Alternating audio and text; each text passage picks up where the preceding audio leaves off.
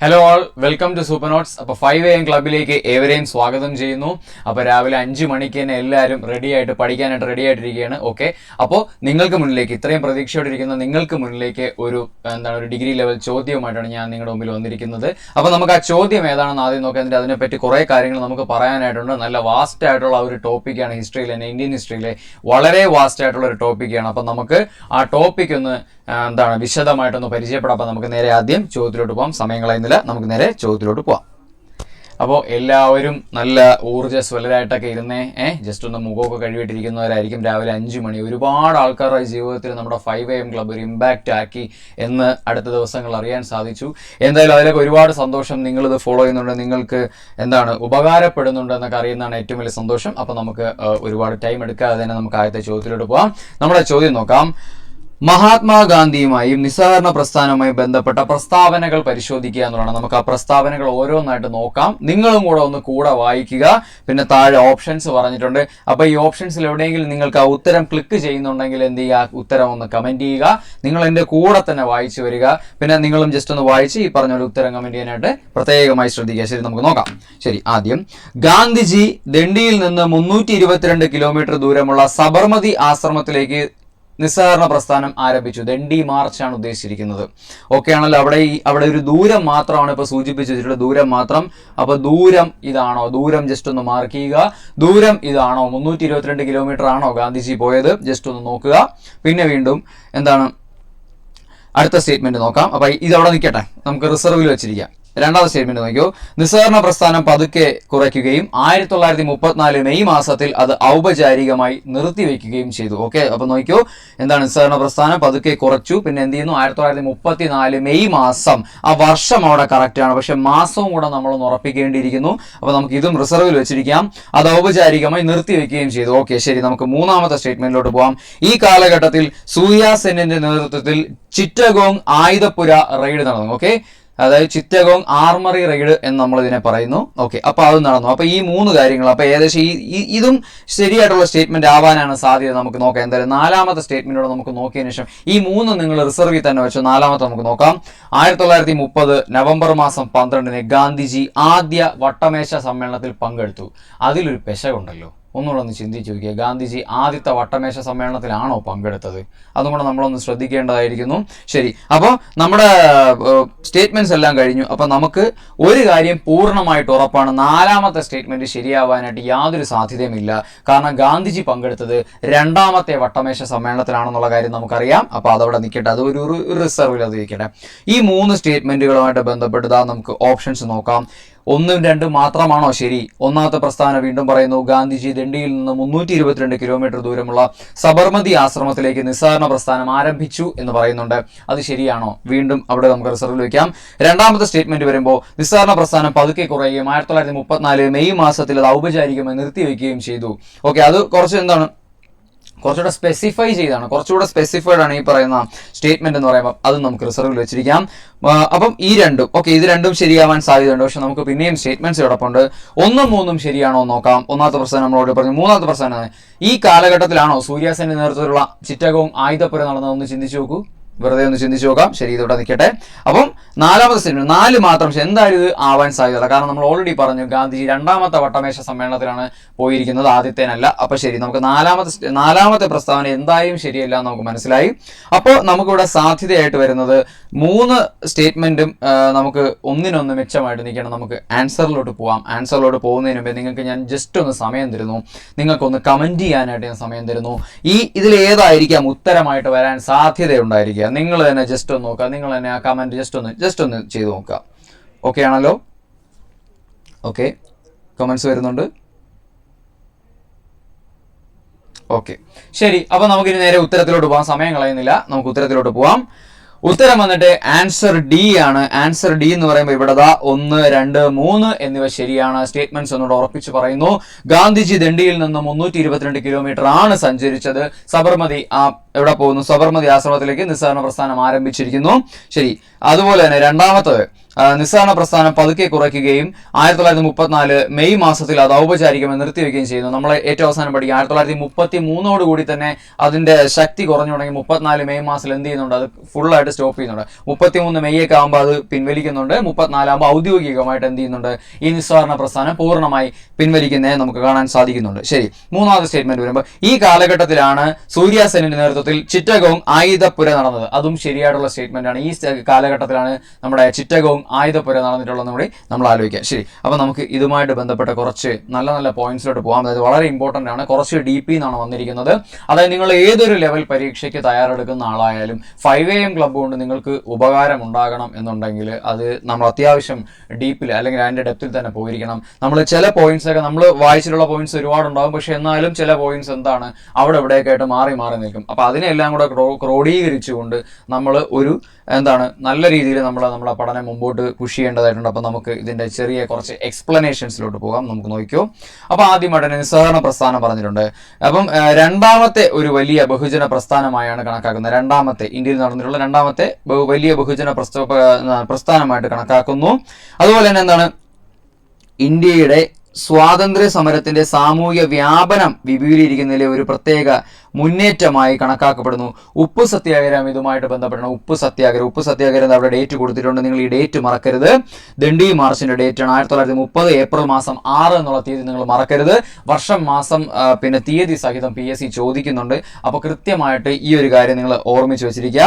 അപ്പോൾ ബ്രിട്ടീഷ് അധികാരികൾക്ക് ഇന്ത്യൻ ജനതയ്ക്ക് സമ്പൂർണ്ണ സ്വാതന്ത്ര്യം എന്ന ലക്ഷ്യം, സമ്പൂർണ്ണ സ്വാതന്ത്ര്യം, അതായത് നമ്മൾ ശരിക്കും പറഞ്ഞാൽ ഈ സ്വാതന്ത്ര്യത്തെ പറ്റി ചിന്തിച്ചു തുടങ്ങുന്നത് നിങ്ങൾക്ക് ഇന്ത്യ ചരിത്രം എടുക്കുമ്പം അറിയാനായിട്ട് സാധിക്കും. അതായത് ഒരുപാട് സംഭവങ്ങൾ ബാക്കിൽ നടക്കുന്നുണ്ട്. നമ്മുടെ ജാലിയൻ വാലാബാഗ് പോലുള്ള ഒരുപാട് റൗലറ്റ് നിയമം പോലുള്ള കാര്യങ്ങൾ, പിന്നെ സൈമൺ കമ്മീഷനിലെ അപാകതകൾ, ഇതെല്ലാം കൊണ്ട് തന്നെ ബ്രിട്ടീഷ് ഭരണം ഇന്ത്യക്കാർ പൊറുതിമുട്ടിയിരിക്കുന്ന ഒരു സമയത്താണ് ഗാന്ധിജി ആശയമായിട്ട് നിസ്സഹകരണ പ്രസ്ഥാനമായിട്ട് മുന്നോട്ട് വരുന്നത്.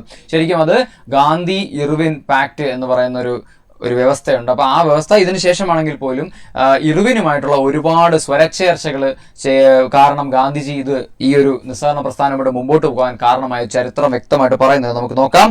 അപ്പം 1930 ഏപ്രിൽ 6 ചരിത്ര പ്രസിദ്ധമായ ദണ്ഡി മാർച്ചിന് ഗാന്ധിജി തുടക്കമിടുന്നത് നമ്മൾ പറഞ്ഞു. അതിനുശേഷം ഉപ്പ് നിയമം ലംഘിച്ച് നിസ്സഹകരണ പ്രസ്ഥാനം ഔപചാരികമായി ആരംഭിച്ചു.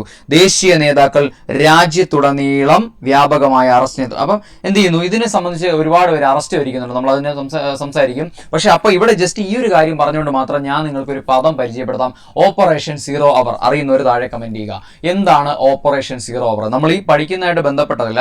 ഈ നേതാക്കന്മാർ ഒരു മാസീവ് അറസ്റ്റ് നടന്നൊരു സംഭവമാണ് ഓപ്പറേഷൻ 0 അവർ. പക്ഷെ എന്റെ ചോദ്യം, എന്താണ് ഓപ്പറേഷൻ 0 അവർ എന്നുള്ളത് ഓക്കെ പറയാം, നിങ്ങൾക്ക് അറിയായിരിക്കും. പക്ഷെ എന്ത് സംഭവത്തിന്റെ ബേസിസിലാണ് ഓപ്പറേഷൻ 0 അവർ നടക്കുന്നത്? ഏത് സംഭവത്തിന്റെ ബേസിസിലാണ് ഓപ്പറേഷൻ 0 അവർ നടക്കുന്നത്?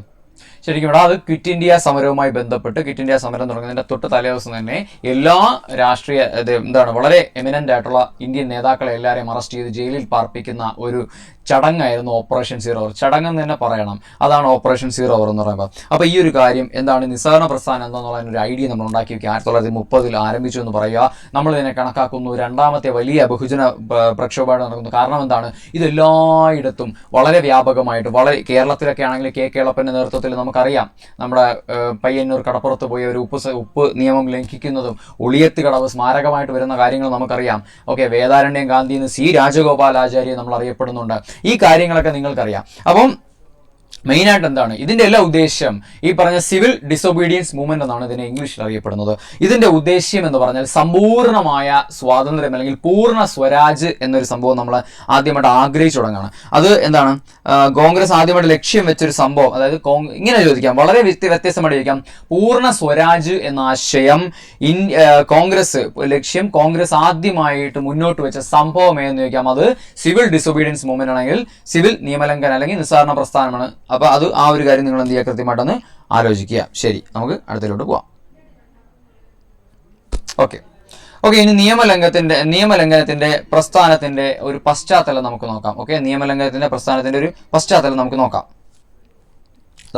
വിപ്ലവ നേതാക്കളെ അറസ്റ്റ് ചെയ്യുന്നതിനെതിരായ പ്രതിഷേധം ഇന്ത്യയുടെ സ്വന്തം ഭരണഘടന പിന്തുടരില്ല. അതായത് ഇന്ത്യക്ക് ഒരു ഭരണഘടന എന്നുള്ള ആശയം അവിടെ ശക്തമായി വരുന്നതായിട്ട് നമുക്ക് ഈ ഒരു പോർഷനിൽ കാണാൻ സാധിക്കും. ഇപ്പം നെഹ്റു റിപ്പോർട്ടിൽ നിർദ്ദേശിച്ചിട്ടുള്ള ഡൊമീനിയൻ പദവി എന്താണ്? ഡൊമീനിയൻ സ്വതന്ത്രമായിട്ടുള്ള പദവി, ഡൊമീനിയൻ പദവി. അപ്പോൾ അത് ഈ നെഹ്റു റിപ്പോർട്ട് ശരിക്കും പറഞ്ഞാൽ 1928 ഒരു കൊൽക്കത്ത, നമ്മൾ താഴെ നോക്കുന്നുണ്ട്, കൊൽക്കത്ത കോൺഗ്രസ് സമ്മേളനത്തിൽ ഒരു നെഹ്റു റിപ്പോർട്ടിനെ പറ്റി പരാമർശിക്കുന്നുണ്ട് 1928.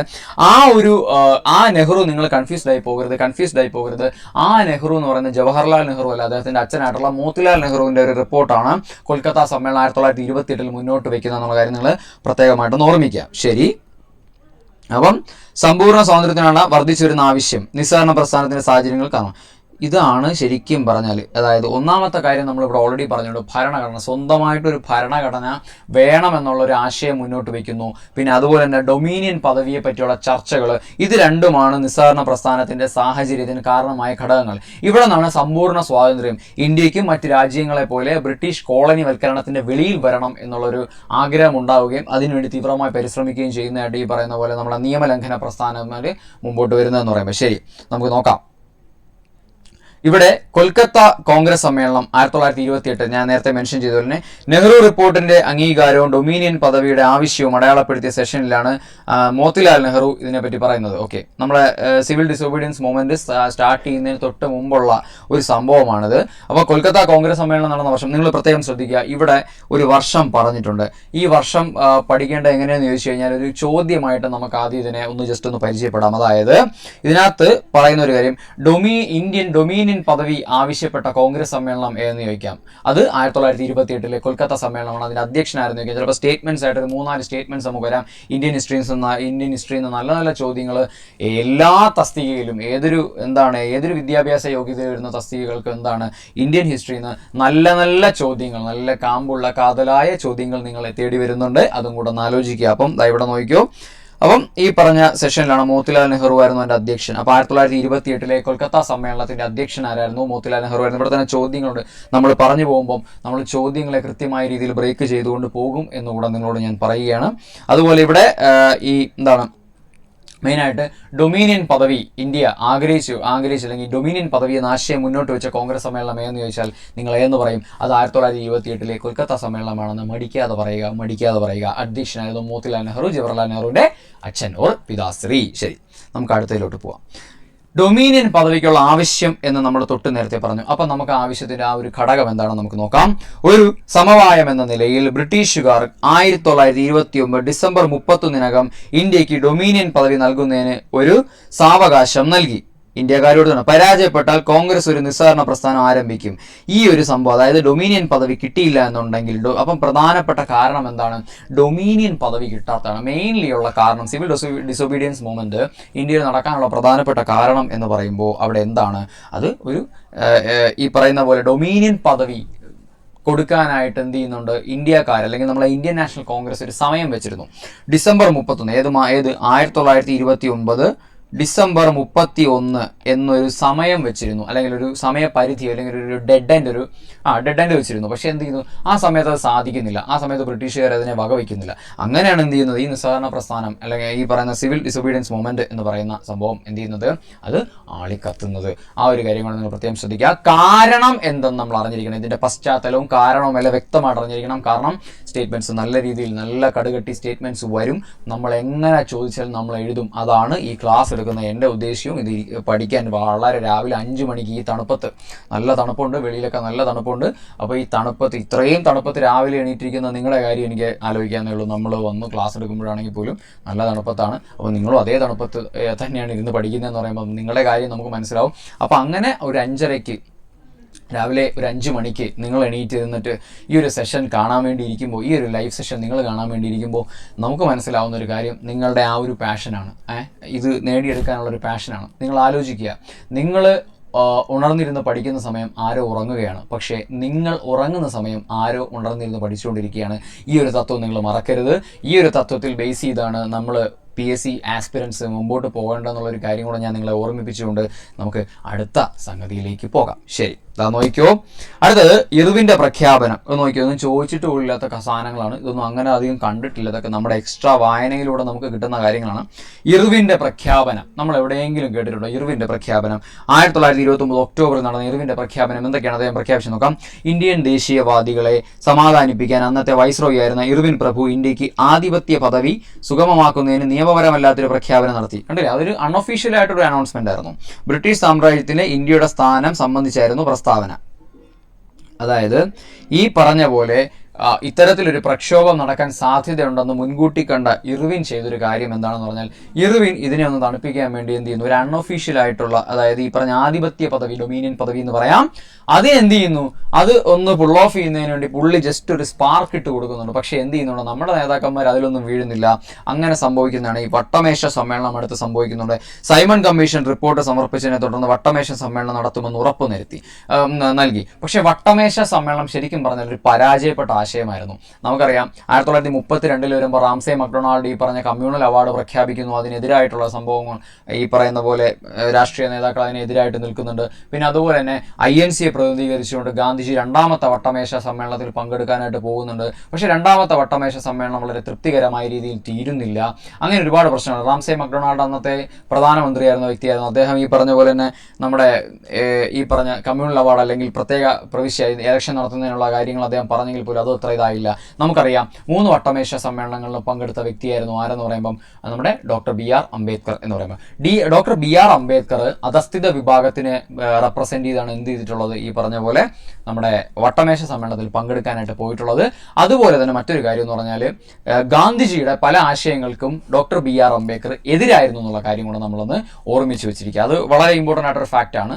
അത് എതിരായിരുന്നു. നമുക്കറിയാം നമ്മുടെ പൂന പാക്ട് അംബേദ്കറും ഗാന്ധിജിയും തമ്മിലുള്ളൊരു ഉടമ്പടിയാണ്. അത് നമുക്ക് ചർച്ച ചെയ്യാം, ഇപ്പോഴല്ല മറ്റൊരു സെഷനിൽ ചർച്ച ചെയ്യാം. അത് കുറച്ച് ലെങ്തി ആയിട്ടൊരു ടോപ്പിക്കാണ്, എന്താണ് അതിൻ്റെ കാരണം എന്നുള്ളതല്ല, അത് നമുക്ക് പിന്നീടാക്കാം. നമുക്കിപ്പോൾ ഇതിലുള്ള കാര്യങ്ങൾ എല്ലാവരും എന്താണ് ഒന്നുകൂടെ ഉഷാറായി ഒന്നുകൂടെ 2 ജമ്പൊക്കെ എടുത്തൊന്ന് സെറ്റ് ആയിക്കാണ്. നോക്കിയോ, ഇനി പ്രഖ്യാപനങ്ങളിൽ ആധിപത്യ പദവിക്കായി ഒരു സമയക്രമവും പരാമർശിക്കാത്തത് കോൺഗ്രസിനെ നിരാശരാക്കി.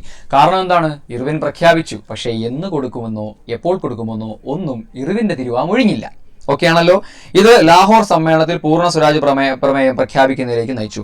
അപ്പോൾ ലാഹോർ സമ്മേളനം നമുക്കറിയാം, നമ്മൾ നേരത്തെ ഒരു ചെറിയൊരു സാധനം കണ്ടല്ലോ, നേരത്തെ ഒരു ചെറിയൊരു കുഞ്ഞു സാധനം കണ്ടല്ലോ. അതായത് നമ്മുടെ നിസ്സഹകരണ പ്രസ്ഥാനത്തിന് ഡൊമീനിയൻ പദവി വേണം എന്നുള്ള ആവശ്യം കോൺഗ്രസ് അംഗീകരിച്ച സമ്മേളനമാണ് 1928 കോൺഗ്രസ് സമ്മേളനം. കൽക്കട്ട സമ്മേളനം നമ്മൾ പറഞ്ഞു, ആരായിരുന്നു അത്, മോത്തിലാൽ നെഹ്റു ആയിരുന്നു. പക്ഷേ നമ്മൾ ഇപ്പുറത്തേക്ക് വരുമ്പോൾ എന്താണ്, ഇവിടേക്ക് നമ്മൾ വരുമ്പോൾ നിങ്ങൾക്ക് കാണാനായിട്ട് സാധിക്കുന്നതാണ്,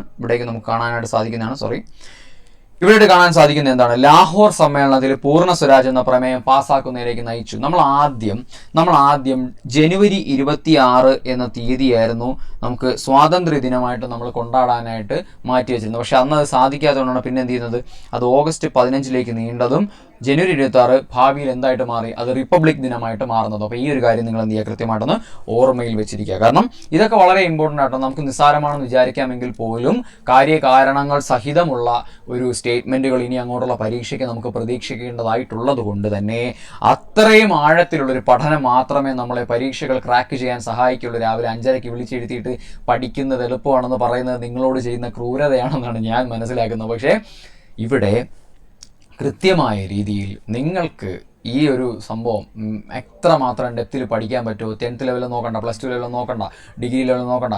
കഴിഞ്ഞ CPO 2024 ജൂൺ മാസം 8 തീയതി നടന്ന പരീക്ഷയുടെ സബ്സിഡറി അലയൻസിൻ്റെ ക്വസ്റ്റ്യൻ നിങ്ങളെടുത്ത് ചുമ്മാ വായിച്ചൊക്കെ നിങ്ങൾക്ക് അറിയാൻ പറ്റും +2 ലെവലിൽ എത്ര ആഴത്തിലുള്ള ചോദ്യങ്ങൾ നിങ്ങളെ കാത്തിരിപ്പുണ്ടെന്നുള്ളത്. അപ്പോൾ ഡിഗ്രി ലെവലിൽ കാര്യം ഞാൻ പറയേണ്ട ആവശ്യമില്ല. നമ്മൾ പഠിക്കുമ്പോൾ ഡെപ്തിൽ തന്നെ പഠിക്കുക. ആ ഒരു വിഷയത്തിനെ പറ്റി എന്ത് ചോദിച്ചാലും നമ്മുടെ കയ്യിൽ അതിനുള്ള സ്റ്റഫ് ഉണ്ടായിരിക്കണം. അതിനാണ് നിങ്ങൾ രാവിലെ 5 മണിക്ക് ഇവിടെ വരുന്നത്. അല്ലെങ്കിൽ നിങ്ങൾക്ക് എല്ലാവരും ഉറങ്ങുന്ന പോലെ തന്നെ നല്ല തണുപ്പത്ത് മൂടി പോയി ഉറങ്ങിയാൽ പോരെ. നിങ്ങളത് ചെയ്യുന്നില്ല. നിങ്ങൾ മറ്റുള്ളവരെ അപേക്ഷിച്ച് ഈ ക്ലാസ് കാണാൻ ഒരു തീരുമാനമെടുക്കുന്നു, 5 മണിക്കുള്ള വിപ്ലവത്തിൻ്റെ ഭാഗമാകാൻ തീരുമാനമെടുക്കുന്നു. ഭാവിയിലെ സർക്കാർ ഉദ്യോഗം നിങ്ങൾക്കുള്ള അഡ്വൈസ് ടൈപ്പ് ചെയ്തുകൊണ്ടിരിക്കുന്നു എന്ന് തന്നെ വിശ്വസിക്കുക. നമുക്ക് ഇതിലോട്ട് തന്നെ തിരിച്ചു വരാം. ഓക്കെ, അപ്പോൾ പൂർണ്ണ സ്വരാജിൻ്റെ കാര്യവും പറഞ്ഞു കഴിഞ്ഞു. അപ്പോൾ നമുക്ക് ഇനി അടുത്തിലോട്ട് പോകാം. ഇത് നിങ്ങൾ എവിടെയെങ്കിലും കേട്ടിട്ടുണ്ടോ? ഡൽഹി മാനിഫെസ്റ്റോ കേട്ടിട്ടുണ്ടോ? നമുക്ക് നവംബർ 2, 1929 വന്ന ഡൽഹി മാനിഫെസ്റ്റോ ഇതെന്താണ് സാധനം എന്ന് ചോദിച്ചു കഴിഞ്ഞാൽ എന്താണ് ഓക്കെ ഓക്കെ. അപ്പോൾ എന്താണ് സാധനം വെച്ചാൽ, പ്രമുഖ നേതാക്കളുടെ ഒരു സമ്മേളനം 1929 നവംബർ 2 നടന്നു. അതിൽ വട്ടമേശ സമ്മേളനത്തിൽ പങ്കെടുക്കുന്നതിനുള്ള നിരവധി മുൻവ്യവസ്ഥകൾ വിശദീകരിച്ചു. അത് വേറൊന്നുമല്ല, വട്ടമേശ സമ്മേളനം ഇവർ ഓൾറെഡി പ്ലാൻ ചെയ്തിട്ടുണ്ട്. അപ്പോൾ വട്ടമേശ സമ്മേളനം പ്ലാൻ ചെയ്തിട്ടുള്ളത് കൊണ്ട് തന്നെ അതിൽ എന്തൊക്കെ സംസാരിക്കണം, എന്തൊക്കെ അജണ്ടകൾ നമുക്ക് മുന്നോട്ട് വയ്ക്കണമെന്ന് നേതാക്കന്മാരെല്ലാവരും കൂടി അവരെല്ലാവരും കൂടി ഇരുന്ന് തീരുമാനിച്ചാണ് ഡൽഹി മാനിഫെസ്റ്റോ. അത് 1929 നവംബർ മാസം 2-ാം തീയതിയാണ് ഡൽഹി മാനിഫെസ്റ്റോ നടന്നിട്ടുള്ളത്. അതുകൊണ്ട് നൽകാം. ഈ ആവശ്യങ്ങളിൽ ഇത് ഉൾപ്പെടുന്ന കാര്യങ്ങളാണ്: ആധിപത്യ പദവിയുടെ അടിസ്ഥാന തത്വം ഉടനടി സ്വീകരിക്കുക. ആധിപത്യ പദവി ഡൊമീനിയൻ പദവിയാണ്, അത് ആലോചിക്കുക. അപ്പം ഡൊമീനിയൻ പദവിയുടെ അടിസ്ഥാന തത്വം ഉടനടി സ്വീകരിക്കുക എന്നൊരു സംഭവമുണ്ട്. പിന്നെ സമ്മേളനത്തിൽ കോൺഗ്രസിന്റെ ഭൂരിപക്ഷ പ്രാതിനിധ്യം ഇവിടെ പറഞ്ഞിട്ടുണ്ട്. സമ്മേളനത്തിൽ കോൺഗ്രസിന്റെ ഭൂരിപക്ഷ പ്രാതിനിധ്യം വേണം. രാഷ്ട്രീയ തടവുകാർക്കും എല്ലാത്തിനും ഉൾക്കൊള്ളുന്ന പൊതുമാപ്പ് അനുരഞ്ജനം, അതായത് രാഷ്ട്രീയ തടവുകാരെ വിട്ടയക്കുക എന്നുള്ളതാണ്. അതായത് അന്നത്തെ കാലത്ത് നടന്ന റിവോൾട്സിലെല്ലാം എന്ത് ചെയ്യുന്നുണ്ട്, നമ്മുടെ കുറേ പ്രാദേശിക നേതാക്കൾ അന്ന് ജയിലിൽ കിടക്കുന്നുണ്ട്. അതായത് ഗവൺമെന്റിനെതിരെ സമരം ചെയ്തു, British revolt against the crown എന്ന് പറയും. അതായത് നമ്മളെ ഈ കിരീടത്തിനെതിരായിട്ട് യുദ്ധം ചെയ്യുക എന്ന് പറയും. അപ്പോൾ അത്തരത്തിലുള്ള കാര്യങ്ങൾ, അത്തരത്തിലൊക്കെ ചെയ്തിരിക്കുന്ന രാഷ്ട്രീയ നേതാക്കൾക്ക് മാപ്പ് കൊടുക്കുക, അങ്ങനെയുള്ള കാര്യങ്ങളൊക്കെയാണ് ഇതിനകത്ത് ബേസ് ചെയ്ത് വരുന്നത്. അപ്പോൾ ഈ ഒരു കാര്യം നോക്കാം. അപ്പോൾ ഡൽഹി മാനിഫെസ്റ്റോ മറക്കരുത്. എന്താണ് ഡൽഹി മാനിഫെസ്റ്റോ? പ്രമുഖ നേതാക്കൾ എല്ലാവരും കൂടെ ചേർന്ന് വട്ടമേശ സമ്മേളനത്തിനായിട്ട് പോകുമ്പോൾ എന്തൊക്കെയാണ് അജണ്ടകളായിട്ട് സ്വീകരിക്കേണ്ടത്, എന്തൊക്കെയാണ് സമ്മേളനത്തിൽ പറയേണ്ടത്, ഡൊമീനിയൻ പദവിയുടെ ഒരു ആവശ്യകത എന്താണ്, അതിലെന്താണ് ചെയ്യേണ്ടതെന്നുള്ള കാര്യങ്ങളെല്ലാം ബേസ് ചെയ്താണ് എന്ത് ചെയ്യുന്നത്, ഈ പറഞ്ഞ പോലെ ഡൽഹി മാനിഫെസ്റ്റോ ചെയ്തിരിക്കുന്നത്. നവംബർ 2, 1929 ഈ പറഞ്ഞ ഡൽഹി മാനിഫെസ്റ്റോ നടന്നിരിക്കുന്നത്. അപ്പം ഈ പറഞ്ഞ ഡൊമീനിയൻ പദവി സ്ഥാപിക്കുക എന്നുള്ളതിൻ്റെ ഒരു അടിസ്ഥാന തത്വമായിരുന്നു. പിന്നെ കോൺഗ്രസ് സമ്മേളനത്തിന്റെ ഭൂരിപക്ഷ പ്രാതിനിധ്യം അതിനകത്ത് വിളിച്ചു വന്നത്. ഇത് പഠിച്ചു വെച്ചു. ഡൽഹി മാനിഫെസ്റ്റോ എന്നൊരു ചോദ്യം വന്നിട്ട് കോൺഗ്രസിന്റെ ഭൂരിപക്ഷവുമായിട്ട് ബന്ധപ്പെട്ടതാണ്, അല്ലെങ്കിൽ കോൺഗ്രസിന്റെ ഭൂരിപക്ഷം നമ്മുടെ മാനിഫെസ്റ്റോ, ഡൽഹി മാനിഫെസ്റ്റോ ആവശ്യപ്പെട്ടു എന്ന് പറഞ്ഞാൽ ശരിയായിട്ടുള്ള സ്റ്റേറ്റ്മെന്റ് ആണ്. അത് ഉൾക്കൊള്ളുന്ന ഈ രാഷ്ട്രീയ തടവുകാരെ പിടിച്ചു വയ്ക്കുന്ന കാര്യങ്ങൾ അതിനകത്ത് കൃത്യമായിട്ട് പറയുന്നുണ്ട്. ഈ കാര്യങ്ങളൊന്നും മറന്നു പോകരുത്. ഇത് ഇവിടെ തന്നെ നിങ്ങൾ 5 മണിക്ക് എണീറ്റ് ഫ്രഷ് മൈൻഡിൽ നിങ്ങളൊരു ദിവസം ആദ്യമായിട്ട് കേൾക്കുന്ന സൂപ്പർ നോട്ട്സ് ആണെന്നൊരു കാര്യമാണ്. അപ്പം നിങ്ങൾ കേട്ടിരുന്ന് ഇതങ്ങ് മനസ്സിലോട്ടങ്ങ് എടുത്തോ എന്ന് തന്നെ പറയും ഞാൻ. അത്രേ പറയാനുള്ളൂ. നമുക്കത് നോക്കാം. ലാഹോർ സെഷനും പൂർണ്ണ സ്വരാജും നമ്മളെ മെയിൻ സംഭവം. ലാഹോർ സെഷൻ 1929 ലാഹോർ സെഷൻ, 28 കൽക്കട്ട സമ്മേളനം ഡൊമീനിയൻ പദവി അംഗീകരിക്കുന്നതിനെ പറ്റി നമ്മൾ സംസാരിച്ചെങ്കിൽ 29 ലാഹോർ സെഷനും പൂർണ്ണ സ്വരാജും നമുക്ക് നോക്കാം. ഡൽഹി മാനിഫെസ്റ്റോയിൽ ഉന്നയിച്ച ആവശ്യങ്ങൾ ഇർവിൻ എന്ത് ചെയ്തു? നിരസിച്ചു. ഇർവിൻ ഒരു ഫേക്ക് പ്രൊമോഷൻ ചെയ്തൊരു കാര്യം നമുക്കറിയാമല്ലോ. ഈ പറയുന്ന പോലെ എല്ലാവരെയും ഒന്ന് മൂട്ടി വന്ന രീതിയിൽ നിങ്ങൾക്ക് എല്ലാം തരാം പക്ഷേ എന്നുള്ളത് പുള്ളി വ്യക്തമായിട്ട് പറഞ്ഞിട്ടില്ല. അത് ഇർവിൻ എന്ന കുറുക്കൻ്റെ ഒരു ബുദ്ധിയായിരുന്നു. അപ്പോൾ ഡൽഹി മാനിഫെസ്റ്റോയിൽ ഉന്നയിച്ച ആവശ്യങ്ങൾ ഇർവിൻ നിരസിച്ചു. തുടർന്ന് പൂർണ്ണ സ്വരാജ് എന്ന ആശയം ജനകീയമാക്കി ജവഹർലാൽ നെഹ്റു കോൺഗ്രസിന്റെ ലാഹോർ സമ്മേളനത്തിന്റെ പ്രസിഡന്റായി. 1928 അച്ഛൻ പ്രസിഡന്റായി, 1929 മകൻ പ്രസിഡന്റായി. ഇവിടെ മകൻ പ്രസിഡന്റ് ആകുമ്പോഴുള്ള കാര്യം എന്താണ്? ഇവിടെ നമ്മുടെ പൂർണ്ണ സ്വരാജ് എന്ന ആശയം നിലവിൽ വരുന്നത് ഈ പറഞ്ഞ 1929 അവിടെ എന്താണ് ഈ പറഞ്ഞ പോലെ നമ്മുടെ അധ്യക്ഷനായിരുന്ന വ്യക്തിയാണ് ആര്? ജവഹർലാൽ നെഹ്റു. 28 ഡൊമീനിയൻ പദവിയെ പറ്റി സംസാരിക്കുമ്പോൾ അധ്യക്ഷനായിരുന്ന വ്യക്തി മോത്തിലാൽ നെഹ്റു. മറന്നു പോയത് ഇമ്പോർട്ടൻ്റ് ആയിട്ടുള്ള പോയിന്റ് ആണ്, നിങ്ങൾ വെറുതെ അത് മറന്നു കളയരുത്. ശരി, അപ്പോൾ ലാഹോർ സമ്മേളനത്തിൽ എടുത്ത പ്രധാന തീരുമാനങ്ങളിലാക്കിയാണ് ഇവ ഉൾപ്പെടുന്നത്. നമുക്ക് നോക്കാം. പൂർണ്ണ സ്വരാജ് മെയിൻ പരിപാടി, മെയിൻ സംഭവമാണ് പൂർണ്ണ സ്വരാജ്. സമ്പൂർണ്ണ സ്വാതന്ത്ര്യമാണ് കോൺഗ്രസിന്റെ ലക്ഷ്യം. പിടിച്ചോ, ചോദ്യം ഇവിടെ തന്നെ കിടപ്പുണ്ട്. സമ്പൂർണ്ണ സ്വാതന്ത്ര്യമാണ് കോൺഗ്രസിന്റെ ലക്ഷ്യമെന്ന് പ്രഖ്യാപിച്ച കോൺഗ്രസ് സമ്മേളനം നടന്ന വർഷം 1929. അതിന്റെ ചെയർമാൻ ആരാണ്? ജവഹർലാൽ നെഹ്റു. ഓക്കെ ആണല്ലോ. സ്ഥലം എവിടെ? ലാഹോർ. ഇത്രയേ ഉള്ളൂ. സ്ഥലം എവിടെ? തിരുവല്ല അല്ലെങ്കിൽ തിരുവനന്തപുരം എന്ന് പറയുന്നല്ലോ. സ്ഥലം എവിടെ? ലാഹോർ. ഇത്രയേ ഉള്ളൂ. പിടിച്ചു പഠിക്കണം. 1929 ഡിസംബർ 31 ലാഹോറിൽ ത്രിവർണ്ണ പതാക ഉയർത്തി. 1929 ഡിസംബർ മാസം 31 ലാഹോറിൽ ത്രിവർണ്ണ പതാക ഉയർത്തി. പ്രത്യേകം ശ്രദ്ധിക്കുക. ഇത് നല്ലൊരു സ്റ്റേറ്റ്മെന്റ് ആയിട്ട് വരാൻ സാധ്യതയുണ്ട്. ഡിഗ്രി ലെവലിൽ നിന്നോ പ്ലസ് 2 ലെവലിൽ നിന്നോ 10th ലെവലിൽ നിന്നോ ഇല്ല. കൃത്യമായിട്ട് പഠിച്ചു വെച്ചാൽ ഈ ചോദ്യം നിങ്ങളുടെ കയ്യിലിരിക്കും. നിങ്ങൾക്ക് കിട്ടും 1 മാർക്ക്, നിങ്ങൾക്ക് കിട്ടും 150 റാങ്ക് മുകളിലൊരു സ്ഥാനം. നോക്കാം. വട്ടമേശ സമ്മേളനങ്ങൾ കോൺഗ്രസ് ബഹിഷ്കരിക്കേണ്ടതായിരുന്നു എന്നൊരു ആശയവും വന്നു. വട്ടമേശ സമ്മേളനങ്ങൾ കോൺഗ്രസ് ബഹിഷ്കരിക്കേണ്ടതായിരുന്നു എന്നൊരു ആശയം ഇതിനകത്ത് വരുന്നുണ്ട്. സ്വാതന്ത്ര്യദിന പ്രതിജ്ഞ 1930 ജനുവരി 26 പ്രതിജ്ഞ എടുക്കാൻ തീരുമാനിച്ചു. എല്ലാ വർഷവും ജനുവരി 26 സ്വാതന്ത്ര്യദിനം. ഇവിടെ പ്രത്യേകം നോക്കിയോ, ഈ ഒരു സാധനം നോക്കിയോടാ. സ്വാതന്ത്ര്യ ദിനമായിട്ട് നമ്മൾ നേരത്തെ പറഞ്ഞൊരു കാര്യമാണ്. 1930 ജനുവരി 26 സ്വാതന്ത്ര്യ ദിനമായിട്ട് നമ്മൾ ആചരിക്കാനായിട്ട് തിരഞ്ഞെടുത്തൊരു ദിവസമായിരുന്നു 1930 ജനുവരി 26. പക്ഷേ നമ്മൾ പിന്നെ വന്ന എപ്പോഴാണ്? ഓഗസ്റ്റ് 15 ആണ്. 1947 ഓഗസ്റ്റ് 15 നമുക്ക് വന്നു. 26 പിന്നെ നമുക്ക് റിപ്പബ്ലിക് ദിനമായിട്ട് മാറി. അപ്പോൾ എന്തുകൊണ്ട് 1930 ജനുവരി 26 എന്ന് പറയുന്നത് സ്വാതന്ത്ര്യ ദിനമായിട്ട് എടുക്കാൻ തീരുമാനിച്ചു എന്ന് ചോദിച്ചു കഴിഞ്ഞാൽ, ഒരു സ്വാതന്ത്ര്യ ദിന പ്രതിജ്ഞ, അതായത് 1930 29 ഡിസംബർ 31 ഈ പറഞ്ഞ ത്രിവർണ്ണ പതാക ഉയർത്തിയ കാര്യം നമ്മൾ പറയുന്നുണ്ട്. ഇനി 30 ജനുവരി 26 ഒരു പ്രതിജ്ഞ എടുക്കുന്നുണ്ട്. എല്ലാ വർഷവും ജനുവരി 26 സ്വാതന്ത്ര്യ ദിനമായിട്ട് ആഘോഷിക്കാൻ തീരുമാനിച്ചു എന്ന് പറയുന്നുണ്ട്. അതുപോലെ നിസ്സഹകരണ പ്രസ്ഥാനത്തിന് തുടക്കം കുറിക്കാനും എന്തെന്ന് ഗാന്ധിജിയുടെ നേതൃത്വത്തിൽ തുടക്കം കുറിക്കും എന്ന് പ്രഖ്യാപിച്ചു. നിസ്സഹകരണ പ്രസ്ഥാനം 1930 ആ ടൈമിൽ വരുന്ന നിസ്സഹകരണ പ്രസ്ഥാനം ഗാന്ധിജിയുടെ നേതൃത്വത്തിൽ തുടക്കം കുറിക്കുമെന്ന് പ്രഖ്യാപനം വരുന്നു. മറക്കരുത് 1928 ഡൊമീനിയൻ പദവിയെ പറ്റി പറഞ്ഞത് മോത്തിലാൽ നെഹ്റു ആണെങ്കിൽ 30 പൂർണ്ണ സ്വരാജിനെ പറ്റി പറഞ്ഞ ജവഹർലാൽ നെഹ്റു ആണ്. അത് ലാഹോർ സമ്മേളനത്തിലാണ്. മറക്കരുത്. ഡൊമീനിയൻ പദവി നീട്ടി കൊണ്ടുപോകാനുള്ള കുറുക്കൻ തന്ത്രം അത് കൊണ്ടുവന്നത് ഇർവിൻ പ്രഭുവാണെന്നുള്ളത് നിങ്ങൾ മറക്കരുത്. നിങ്ങൾ ഈ പറഞ്ഞതിൽ ഒരു കാര്യം പോയി നിങ്ങൾ മറക്കരുത്. റിവിഷൻ പോലെ പറയുന്നതിന്റെ കാരണം അതാണ്. മറക്കരുത്. പവറായിട്ട് കൂടെ പിടിച്ചോ. ഗാന്ധിജിയുടെ 11 ആവശ്യങ്ങൾ, ഇതും നമ്മൾ അധികം കേട്ടിട്ടില്ല. എന്തൊക്കെയാണ് ഗാന്ധിജിയുടെ 11 ആവശ്യങ്ങളെന്ന് നമുക്ക് നോക്കാം. ഫലപ്രദമായ ഒരു സൂത്രവാക്യത്തിനായി നോക്കുമ്പോൾ 1930 ജനുവരി മാസം 31 വരെ അംഗീകരിക്കാനോ നിരസിക്കാനോ ഉള്ള ഏറ്റവും കുറഞ്ഞ 11 പോയിന്റുകളുടെ ആവശ്യം ഗാന്ധിജി ബ്രിട്ടീഷുകാരോട് നിർദ്ദേശിച്ചു. അത് ഇതിൽ ഉൾപ്പെടുന്നു. ഏതൊക്കെ നോക്കാം. 1. രൂപ സ്റ്റെർലിംഗ് അനുപാതം 1:4D ആയി കുറയ്ക്കുക. അത് രൂപ സ്റ്റെർലിംഗ്, അത് നമ്മൾ കറൻസി ആക്റ്റുമായിട്ട് ബന്ധപ്പെട്ട ഒരു ചെറിയ സംഭവമാണ്. അതായത് പൈസ സംഭവമായിട്ട് ബന്ധപ്പെട്ടു. കാർഷിക നികുതി 50% കുറയ്ക്കുകയും നിയമനിർമ്മാണ നിയന്ത്രണ വിഷയമാക്കുകയും ചെയ്യുക. അതായത് കാർഷിക നികുതി അന്ന് കാലത്ത് വളരെ കൂടുതലായിരുന്നു എന്ന് പറയുമ്പോഴത്തേക്കും കർഷകർക്ക് താങ്ങാൻ സാധിക്കാത്ത നിലയിൽ എന്ത് ചെയ്യുന്നുണ്ട്? ഈ പറഞ്ഞ പോലെ ഈ കാർഷിക നികുതി വളരെ വലുതായിരുന്നു. അപ്പോൾ അതിനെന്ത് ചെയ്യുക? 50% വരെ കുറയ്ക്കുക എന്ന് പറയുമ്പോൾ എന്താണ്? ഈ പറഞ്ഞ കർഷകർക്ക് വലിയ ആശ്വാസമാണ്. അപ്പോൾ ഗാന്ധിജി അവിടെ ഈ കർഷകർക്ക് വേണ്ടി സംസാരിച്ചിട്ടുണ്ട്. അപ്പോൾ ഗാന്ധിജിയുടെ ആദ്യത്തെ ഒരു സത്യാഗ്രഹം നമുക്കറിയാം, ചമ്പാരൻ സത്യാഗ്രഹം നീലം കർഷകർക്ക് വേണ്ടിയുള്ളതായിരുന്നു. നമുക്കത് വളരെ വ്യക്തമായിട്ട് അറിയാം. ശരി, അപ്പോൾ നമുക്ക് മൂന്നാമത്തെ പോയിന്റ് വരുമ്പോൾ ഉപ്പിന്മേലുള്ള സർക്കാരിന്റെ കുത്തക ഇല്ലാതാക്കുക. അത് ഉപ്പ് നിയമമാണല്ലോ നമ്മൾ മെയിൻ ആയിട്ടുള്ള കാര്യം എന്ന് പറയുമ്പോൾ, നമ്മൾ ഗാന്ധിജി ദണ്ഡി മാർച്ച് നടത്തിയ ഉപ്പ് നിയമം ലംഘിച്ചുകൊണ്ടാണ്. അതുപോലെ തന്നെ ഉപ്പിന്മേലുള്ള കുത്തക ഇല്ലാതാക്കുക, ഉപ്പ് നികുതി നിർത്തലാക്കുക.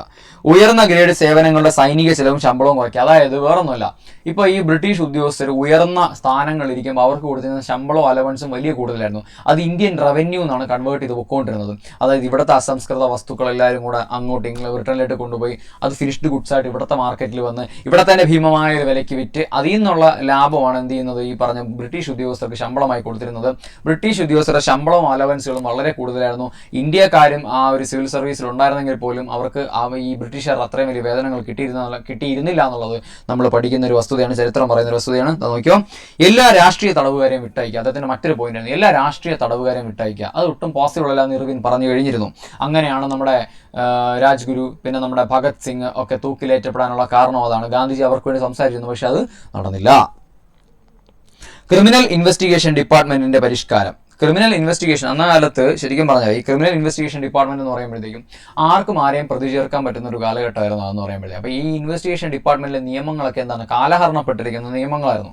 ഇത്തരം നിയമങ്ങളൊന്നും എന്ത് ചെയ്യുന്നില്ല, ഒന്ന് പുനഃസ്ഥാപിക്കാനോ അല്ലെങ്കിൽ അതൊന്ന് പുനർനിർണ്ണയിക്കാനോ ഒന്നും ആരും ശ്രമിച്ചിരുന്നില്ല. അതുവഴി ഒരുപാട് ആൾക്കാർ എന്ത് ചെയ്യുന്നുണ്ട്? ഒരുപാട് ആൾക്കാർ ഈ പറഞ്ഞ പോലെ തന്നെ കുറ്റക്കാരായിട്ട് മാറി ഇതിനകത്തോട്ട് പെട്ട് വരുന്നവരായിട്ടുണ്ടായിരുന്നു. അപ്പോൾ ആ ഒരു കാരണം കൊണ്ട് തന്നെ എന്താണ് ക്രിമിനൽ ഇൻവെസ്റ്റിഗേഷൻ ഡിപ്പാർട്ട്മെന്റ് ഒരു പരിഷ്കാരവും ഗാന്ധിജി ആവശ്യത്തിൽ വെച്ചിരുന്നു. പക്ഷെ അത് നടന്നില്ല.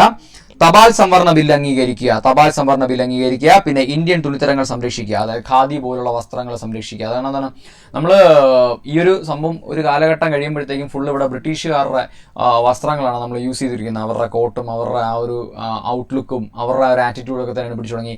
ഇംഗ്ലീഷ് സംസാരിക്കുന്ന ഒരുപാട് ഇന്ത്യക്കാരുടെ ഉദയം, ഈ പറഞ്ഞ പോലെ തന്നെ നമ്മുടെ മെക്കാളെ മിനിറ്റ്സിൽ എഴുതി വെച്ചിരുന്ന അതേ കാര്യങ്ങൾ പിന്നെ സംഭവിക്കാൻ തുടങ്ങി. അതായത് രൂപത്തിലും വർണ്ണത്തിലും ഇന്ത്യക്കാരനാണെങ്കിൽ ഇംഗ്ലീഷുകാരൻ്റെ ധർമ്മബോധത്തിൽ ഒരുപാട് പേര് മാറി.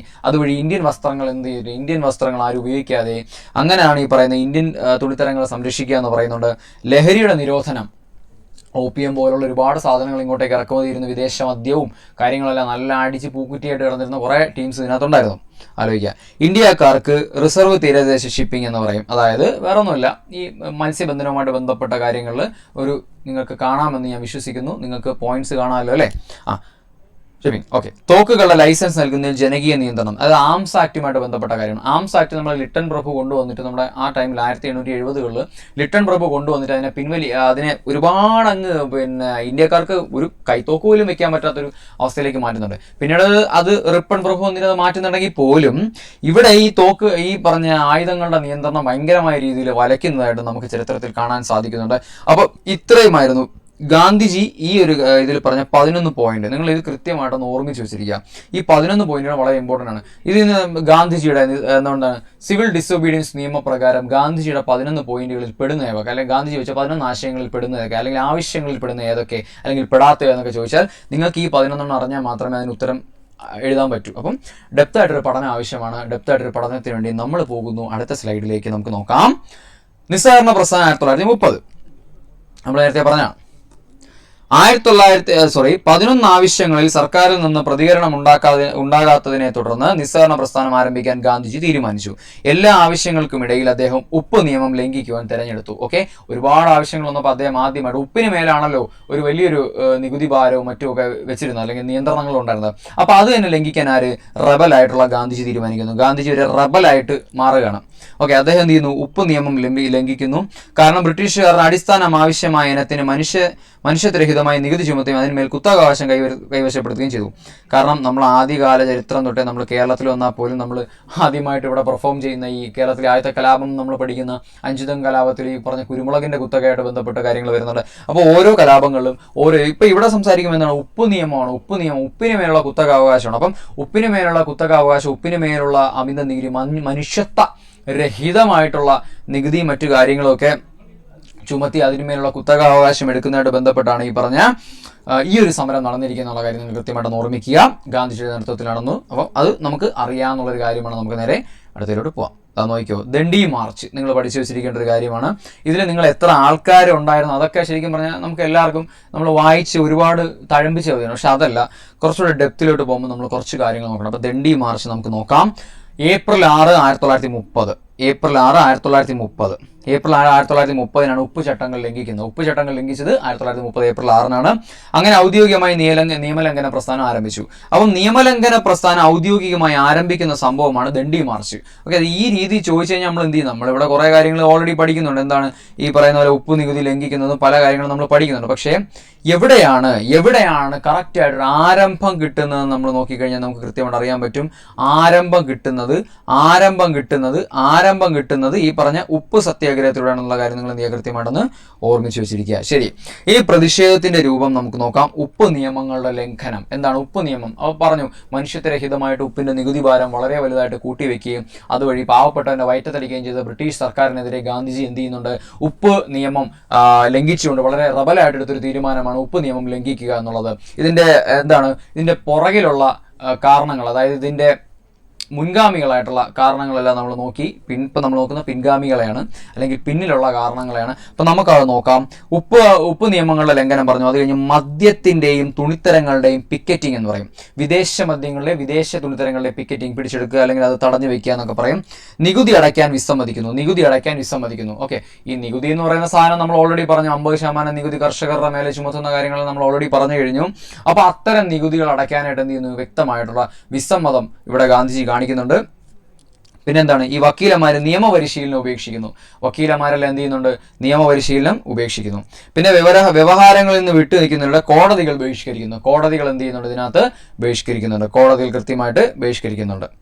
പിന്നെ സർക്കാർ ഉദ്യോഗസ്ഥർ അവരുടെ സ്ഥാനങ്ങളിൽ നിന്ന് രാജിവെക്കുന്നു. ഒരുപാട് സർക്കാർ ഉദ്യോഗസ്ഥർ എന്ത് ചെയ്യുന്നു? സ്ഥാനങ്ങളിൽ നിന്ന് രാജിവെക്കുന്നു. പിന്നെ സ്വരാജ്യത്തെ പ്രാപിക്കുന്നതിനുള്ള മാർഗമായി സത്യവും അഹിംസയും പാലിക്കുക. അത് ഇവിടെ നടക്കും എന്നുള്ള കാര്യം വളരെ ഡൗട്ടാണ്. ഗാന്ധിജിയുടെ കാലത്ത് ഗാന്ധിജി മാത്രം നോക്കിയ കാര്യമായിരിക്കും. പിൽക്കാലത്ത് അതൊന്നും കണ്ടിട്ടില്ല. അപ്പം പിന്നെ ഗാന്ധിജി അറസ്റ്റിന് ശേഷം പ്രാദേശിക നേതാക്കളുടെ അനുസരണം, അല്ലെങ്കിൽ അവർ ഏറ്റെടുത്തു. ഈ ഗാന്ധിജിയുടെ അറസ്റ്റിന് ശേഷം പിന്നെ ഇത് അവർ ഏറ്റെടുക്കുന്നുണ്ട്. ഈ പറഞ്ഞ പോലെ ഈ ഉപ്പ് സത്യാഗ്രഹം നടന്നുകൊണ്ട് അപ്പോൾ എല്ലാ മേഖലകളും ഇതിന്റെ മെയിനായിട്ട് എല്ലാ സംസ്ഥാനങ്ങളും നമ്മൾ എടുത്ത് നോക്കാൻ നമുക്ക് കൃത്യമായിട്ട് അറിയാൻ പറ്റും. ഇവിടങ്ങളിലെല്ലാം എന്താണ് ഈ പറഞ്ഞ മെയിനായിട്ടുള്ള നേതാക്കന്മാരെ അറസ്റ്റ് ചെയ്യുമ്പോഴത്തേക്കും എന്താണ് ഈ പറഞ്ഞ അതിൻ്റെ പുറകിൽ നിൽക്കുന്ന ആൾക്കാർ, ഇപ്പോൾ നമ്മുടെ കേളപ്പനെ പോകുമ്പോൾ മൊയ്യാരത്ത് ശങ്കരൻ വരുന്നുണ്ട്, അങ്ങനെയുള്ള ആൾക്കാർ എന്ത് ചെയ്യുന്നുണ്ട്, ഈ പറഞ്ഞ ഉപ്പ് സത്യാഗ്രഹം ഏറ്റെടുത്ത് അതിനൊരു വിജയത്തിലോട്ട് മാറ്റുന്നുണ്ടെന്നുള്ള കാര്യം നമ്മൾ എന്ത് ചെയ്യുക, കൃത്യമായിട്ടൊന്ന് ഓർമ്മിക്കാം. അപ്പോൾ അത് നമ്മുടെ മൈൻഡിൽ ഇരിക്കേണ്ടത്. അപ്പോൾ ദണ്ഡി മാർച്ചുമായിട്ട് നമ്മൾ പറയുമ്പോൾ പ്രധാനമായിട്ട് അതുമായിട്ട് ബന്ധപ്പെട്ട്, അല്ലെങ്കിൽ നമ്മളെ ഈ സിവിൽ ഡിസോബീഡിയൻസ് മൂവ്മെന്റുമായിട്ട് ബന്ധപ്പെട്ട കുറച്ച് പോയിന്റ്സ് ആണ് നമ്മൾ മുന്നോട്ട് നോക്കിയത്. ഉപ്പിന്റെ നിയമലംഘനമായിക്കോട്ടെ, വിദേശ മദ്യത്തിന്റെയും വിദേശ തുണിത്തരങ്ങളുടെയും പിക്കറ്റിംഗ് ആയിക്കോട്ടെ, സർക്കാർ ഉദ്യോഗസ്ഥർ പിന്നെ അവരുടെ ഉദ്യോഗങ്ങൾ സ്ഥാനങ്ങൾ ഒക്കെ രാജിവെക്കുന്നതായിക്കോട്ടെ, നികുതി അടയ്ക്കാൻ വിസമ്മതിക്കുന്നതായിക്കോട്ടെ, കോടതികൾ ബഹിഷ്കരിക്കുന്നതായിക്കോട്ടെ, അഭിഭാഷകർ തങ്ങളുടെ അഭിഭാഷക വൃത്തി എന്ന് പറയുന്നത് കളയുന്നതായിക്കോട്ടെ, അങ്ങനെ ഒരുപാട് കാര്യങ്ങൾ, സത്യം അഹിംസയും പാലിക്കുക, അങ്ങനെ ഉണ്ട്. അപ്പോൾ ഗാന്ധിജിയുടെ അറസ്റ്റിന് ശേഷം എന്ത് ചെയ്യുന്ന പ്രാദേശിക നേതാക്കൾ ഇത് അനുസരിക്കുന്നുണ്ട്. ശരി, നമുക്ക് നോക്കാം, അടുത്ത് നോക്കാം. ശരി, അടുത്ത നമ്മൾ നോക്കാനായിട്ട് പോകുന്നതാണ് ഗാന്ധി ഇർവിൻ പാക്ട് എന്ന് പറയും. ഗാന്ധി ഇർവിൻ ഉടമ്പടി വളരെ പ്രധാനപ്പെട്ടാണ്. PSC പരീക്ഷകൾ നിരന്തരം ചോദിക്കുന്നതാണ്, വൺ വേർഡ് ആയിട്ടോ അല്ലാതെയും സ്റ്റേറ്റ്മെന്റുകളിലൂടെ ഒക്കെ ചോദിക്കുന്ന ഒരു ചോദ്യമാണ് ഗാന്ധി ഇർവിൻ പാക്ട് എന്ന് പറയുന്നത്. നമുക്ക് നോക്കാം. അപ്പോൾ ആദ്യ വട്ടമേശ സമ്മേളനത്തിൽ കോൺഗ്രസിന്റെ അഭാവം ഗാന്ധിയെയും കോൺഗ്രസ് വർക്കിംഗ് കമ്മിറ്റിയിലെ മറ്റംഗങ്ങളെയും വിട്ടയക്കാൻ സർക്കാരിനെ നിർബന്ധിതമാക്കി. രണ്ടാം RTCക്കായി സർക്കാരും കോൺഗ്രസും തമ്മിൽ ചർച്ച തുടങ്ങി. അത് ഗാന്ധി ഇർവിൻ ഉടമ്പടിയിൽ കലാശിച്ചു. അപ്പൊ ഈ ഗാന്ധി ഇർവിൻ ഉടമ്പടിയിലെ പ്രധാനപ്പെട്ട കുറച്ച് കാര്യങ്ങൾ നമുക്ക് നോക്കാം. ഒന്നാം വട്ടമേശ സമ്മേളന ഉടമ്പടി തുടർന്നുള്ള വട്ടമേശ സമ്മേളനത്തിൽ കൂടുതൽ ചർച്ച ചെയ്യപ്പെടേണ്ടതായിരുന്നു. അതായത് ഇവർ ഓരോ സമ്മേളനത്തിൽ, അതായത് നമ്മുടെ ഡൽഹി മാനിഫെസ്റ്റോ എന്ന് പറയുന്ന ഒരു സംഭവം നമ്മൾ നേരത്തെ പറഞ്ഞു, 1928 നടന്നൊരു കാര്യമാണ് ഡൽഹി മാനിഫെസ്റ്റോ. ഈ നേതാക്കന്മാരെല്ലാവരും കൂടെ കൂടിയിരുന്നിട്ട് വട്ടമേശ സമ്മേളനത്തിന് പോയിട്ട് പറയേണ്ട അജണ്ടകളെ പറ്റി പറഞ്ഞതും. അപ്പോൾ അവർക്ക് അത് എന്ത് ചെയ്യാൻ പറ്റില്ല, ആദ്യത്തെ ഒരു വട്ടമേശ സമ്മേളനത്തിന് പോകുമ്പോൾ അത് പുൾ ഓഫ് ചെയ്യാൻ പറ്റിയില്ല. അത് നല്ല രീതിയിൽ പുൾ ഓഫ് ചെയ്യാനായിട്ട് അവർക്ക് എന്ത് ചെയ്തിട്ടില്ല, സാധിച്ചിട്ടില്ല. പിന്നെ പറയുന്നു, നിസ്സഹകരണ പ്രസ്ഥാനം കോൺഗ്രസ് അവസാനിപ്പിക്കുകയായിരുന്നു. നിസ്സഹകരണ പ്രസ്ഥാനം കോൺഗ്രസ് അവസാനിപ്പിക്കുകയായിരുന്നു. അതായത് നിസ്സഹകരണ പ്രസ്ഥാനം അവസാനിപ്പിക്കുന്നതായിട്ട് ബന്ധപ്പെട്ട നമ്മൾ കാര്യങ്ങൾ ഇനി പറയും. ബ്രിട്ടീഷ് ഉൽപ്പന്ന ബഹിഷ്കരണം ഉടൻ പിൻവലിക്കണം. ഇത് നമ്മുടെ ഇർവിൻ പറഞ്ഞ കാര്യങ്ങളാണ്. ബ്രിട്ടീഷ് ഉൽപ്പന്ന ബഹിഷ്കരണം ഉടൻ പിൻവലിക്കണം. അതായത് ബ്രിട്ടീഷ് ഉൽപ്പന്നങ്ങൾ, അതായത് അവരുടെ ഷൂസ്, ജാക്കറ്റ്, പിന്നെ അവരുടെ വിദേശ മദ്യം, അങ്ങനെ ഒരുപാട് പ്രോഡക്ട്സ് അവർ ഇറക്കുന്നുണ്ടായിരുന്നു. അത് ഇന്ത്യൻ മാർക്കറ്റിൽ വിറ്റ് പോവുക എന്നുള്ളതാണ് ഈസ്റ്റ് ഇന്ത്യ കമ്പനിയുടെ കാലം തൊട്ടേ എമാറുടെ പരിപാടി എന്ന് പറയുമ്പോഴത്തേക്ക്. അപ്പോൾ അതിന് നടക്കില്ല എന്നൊരു കാര്യമാണ് ഇതുമായിട്ട് ബന്ധപ്പെട്ടുള്ളത്. അപ്പം ബ്രിട്ടീഷ് ഉൽപ്പന്നങ്ങൾ എന്ത് ചെയ്യണം, കൃത്യമായിട്ട് ബഹിഷ്കരിക്കണം. ആ ബഹിഷ്കരണം എന്ത് ചെയ്യണം, ഉടൻ പിൻവലിക്കണം. എങ്കിൽ മാത്രമേ അവർക്ക് ഇന്ത്യൻ മാർക്കറ്റിൽ, ഇന്ത്യൻ കമ്പോളത്തിൽ പിടിച്ചു നിൽക്കാൻ സാധിക്കൂ. ഇന്ത്യൻ എക്കോണമിയെ ഊറ്റിയെടുത്തുകൊണ്ട് ബ്രിട്ടനിലോട്ട് കൊണ്ടുപോയി അവർക്ക് അവിടെ മരം വെച്ച് നിൽക്കാൻ പറ്റൂ. ശരി, നിസ്സഹകരണ പ്രസ്ഥാനത്തെക്കുറിച്ച് പുറപ്പെടുവിച്ച ഓർഡിനൻസുകൾ പിൻവലിക്കാൻ സർക്കാർ സമ്മതിച്ചു. അപ്പം നിസ്സഹകരണ പ്രസ്ഥാനത്തോട് ബന്ധപ്പെട്ട് ഒരുപാട് ഓർഡിനൻസ്, ഒരുപാട് അറസ്റ്റുകളും കാര്യങ്ങളൊക്കെ നടന്നിട്ടുണ്ട്. ഓർഡിനൻസ് ഒരുപാട് നിയമങ്ങൾ കടുപ്പിച്ചപ്പോൾ അപ്പം ഗാന്ധിജി പറയുന്നു, നിങ്ങൾ പറയുന്ന കാര്യം നമ്മൾ സമ്മതിക്കുമ്പോൾ നമ്മൾ പറയുന്ന കാര്യം നിങ്ങളും എന്ത് ചെയ്യുക, സമ്മതിക്കുക. അപ്പം ഈ ഒരു കാര്യം നിങ്ങൾ എന്ത് ചെയ്യുക, കൃത്യമായിട്ട് സമ്മതിക്കുക. അപ്പോൾ അവരെന്ത് ചെയ്തു, ഈ പറഞ്ഞ ബ്രിട്ടീഷുകാരും ഓർഡിനൻസുകൾ പിൻവലിക്കാമെന്നുള്ള കാര്യം എന്ത് ചെയ്യുന്നു, സമ്മതിക്കുന്നു. അക്രമസക്തമായ പെരുമാറ്റം ആരോപിക്കാത്ത രാഷ്ട്രീയ തടവുകാരെ മോചിപ്പിക്കണം. ഈ ഒരു പോയിന്റിൽ വന്നപ്പോഴും ഗാന്ധിജി ഭഗത് സിംഗിനെ മോചിപ്പിക്കുന്ന കാര്യമായിട്ട് സംസാരിച്ചത്. പക്ഷേ ഇർവിൻ പറഞ്ഞു, ഭഗത് സിംഗിനെ മോചിപ്പിക്കില്ല. ഭഗത് സിംഗ്, രാജ്ഗുരു, സുഖ്ദേവ്, ഈ 3 ചെറുപ്പക്കാരെ മോചിപ്പിക്കില്ല. ബാക്കി അക്രമോത്സക്തരല്ലാത്ത രാഷ്ട്രീയ തടവുകാരെ മോചിപ്പിക്കാം എന്ന് അദ്ദേഹം സമ്മതിക്കുന്നുണ്ടെങ്കിലും നമ്മുടെ രാജ്ഗുരു, സുഖ്ദേവ് സിംഗ്, നമ്മുടെ ഭഗത് സിംഗ്, ഇവർ 3 പേരെ എന്ത് ചെയ്യുന്നുണ്ട്, തൂക്കിക്കൊല്ലുന്നുണ്ട്. അത് ഈ സംഭവമായിട്ട് ബന്ധപ്പെട്ടാണ്. പിന്നെ അടയ്ക്കാത്ത പിഴകൾ ഒഴിവാക്കണമെന്നായിരുന്നു ആശയം. അതായത് ഒരുപാട് പിഴകൾ ഇങ്ങനെ ചുമത്തിക്കൊണ്ടിരിക്കുമല്ലോ. നികുതി ഭാരം അടയ്ക്കാത്തപ്പോൾ പിഴയിന്മേൽ പിഴയും വരും. അപ്പോൾ അതെല്ലാം താങ്ങാനാവാത്തതാണെന്നുള്ള രീതിയിൽ സംസാരിച്ചിട്ട് ഗാന്ധിജി പറയുന്നുണ്ട് അത് പിൻവലിച്ചേ പറ്റൂ എന്ന് പറയുന്നുണ്ട്. അപ്പം ഇർവിൻ അതിനോടൊന്നും വലിയ ഒരു സപ്പോർട്ട് അദ്ദേഹം കൊടുക്കുന്നില്ല. ചരിത്രം വായിക്കുമ്പോൾ നമുക്ക് അറിയാൻ പറ്റും. അതിനൊക്കെ ഒരു വലിയൊരു വൈമുഖ്യമാണ് അദ്ദേഹം കാണിച്ചുകൊണ്ടിരുന്നത്. നികുതി കിട്ടിയേ പറ്റൂ എന്നുള്ള കാര്യങ്ങളാണ് അദ്ദേഹം ഉറച്ചു നിന്നത്. അപ്പോൾ ആ ഒരു കാര്യം കൂടെ നിങ്ങൾ പ്രത്യേകം ശ്രദ്ധിക്കുക. ഇത്രയും കാര്യങ്ങൾ, ഈ ഗാന്ധി ഇർവിൻ പാക്റ്റുമായിട്ട് ബന്ധപ്പെട്ട കാര്യങ്ങൾ, ഈ പറഞ്ഞിരിക്കുന്ന കാര്യങ്ങൾ നമുക്കൊരു സെക്രട്ടേറിയറ്റ് അസിസ്റ്റന്റ് ലെവലിലൊക്കെ പ്രതീക്ഷിക്കാൻ പറ്റുന്ന ചോദ്യങ്ങളാണ് വ്യക്തമായിട്ട് ബന്ധപ്പെട്ട്. ഇപ്പോൾ ഇതിലിനി പോയിന്റുകൾ കൂടിയാലേ ഉള്ളൂ എന്ന് എനിക്ക് പറയാനുള്ളൂ. അപ്പം ഈ വരുന്ന പരീക്ഷകൾക്കെല്ലാം വളരെ ഇമ്പോർട്ടൻ്റ് ആയിട്ടുള്ളൊരു കാര്യമാണ് ഗാന്ധി ഇർവിൻ പാക്ട് എന്ന് പറയുമ്പോൾ. വെറുതെ എൻ്റെ പോയിന്റ് മാത്രം പഠിച്ചിട്ട് കാര്യമില്ല.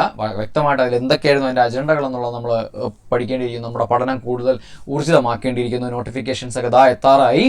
ഓക്കെ ആണല്ലോ നമുക്ക് നോക്കാം. നോക്കാം. പിന്നെ ഇങ്ങോട്ടും ഉണ്ട് സംഭവങ്ങൾ. സമരകാലത്ത് ദുരിതം അനുഭവിച്ചവർക്ക് നഷ്ടപരിഹാരം നൽകണം. അതായത് ഒരുപാട് പേരുടെ ഈ പറഞ്ഞ റയറ്റ്സിൽ വീടുകളും മറ്റും തകർന്നു പോയിട്ടുണ്ട്. ഒരുപാട് പേർക്ക് പരിക്ക് പറ്റിയിട്ടുണ്ട്. അപ്പോൾ നഷ്ടപരിഹാരം കമ്പനി നൽകണം, അല്ലെങ്കിൽ ഈ ബ്രിട്ടീഷ് സർക്കാർ നൽകണമെന്നുണ്ട്. പിന്നെ 3ാം കക്ഷികൾക്ക് ഇതുവരെ വിൽക്കാത്ത എല്ലാ ഭൂമിയും തിരികെ നൽകണം. അതായത് പിടിച്ചു വെച്ചിരിക്കുന്ന ഭൂമികളുണ്ട്, തേർഡ് പാർട്ടീസിന് വേണ്ടി പിടിച്ചു വെച്ചിരിക്കുന്ന ഭൂമികൾ, അതെല്ലാം തിരികെ കൊടുക്കണമെന്ന് പറയുന്നുണ്ട്. രാജിവെച്ച സർക്കാർ ജീവനക്കാരോട് സൗമ്യമായി പെരുമാറണം. അവർക്കെതിരെ കള്ളക്കേസ് ഉണ്ടാക്കരുത്, അവരെ പിടിച്ച് ജയിലിലടയ്ക്കരുത്. ഇങ്ങനെയുള്ള കാര്യങ്ങളൊക്കെ എന്ത് ചെയ്യണം, കൃത്യമായിട്ട് തൊട്ട് നോക്കി വെക്കണം. അപ്പോൾ രാജിവെച്ച സർക്കാർ ജീവനക്കാരുടെ സൗമ്യമായിട്ട് തന്നെ എന്ത് ചെയ്യണം, അത് പെരുമാറിയിരിക്കണം.